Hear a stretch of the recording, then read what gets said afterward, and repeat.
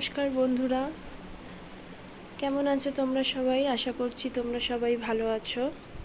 আমিও ঠাকুরের আশীর্বাদে ভালোই আছি। সকালে ঘুম থেকে উঠে আজকে সকালের রোদটা দেখে বেশ ভালোই লাগছে। একটানা বৃষ্টির পর দেখো কি সুন্দর রোদ উঠেছে। আমার গোপাল সোনাও সকাল সকাল ঘুম থেকে উঠে পড়েছে। এই যে আমার ঠাকুর ঘর। সকালে ঠাকুরকে উঠিয়ে ইষ্টবিধি করা হলো। তারপর আমার গোপাল সোনাকে উঠিয়ে মুখ ধুইয়ে খাবার খাওয়ালাম।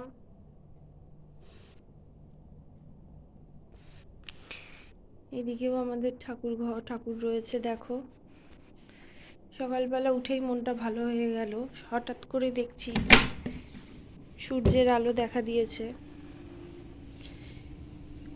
আমাদের মাঠেও বৃষ্টিতে প্রচুর জল জমেছে এবং ঘাস হয়ে গেছে।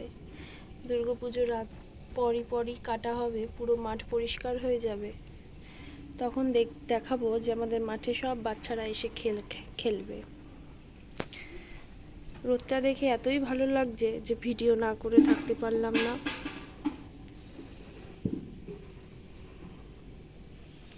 এটা আমাদের ওপরের তুলসী মঞ্চ।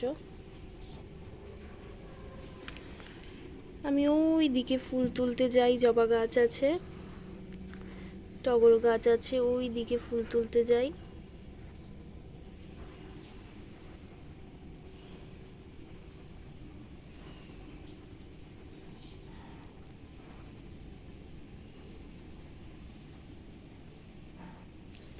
তাহলে এবার রাখছি। সবাই তোমরা ভালো থেকো, সুস্থ থাকো। এখনকার মতো ভিডিও এখানেই শেষ। চলো, টাটা।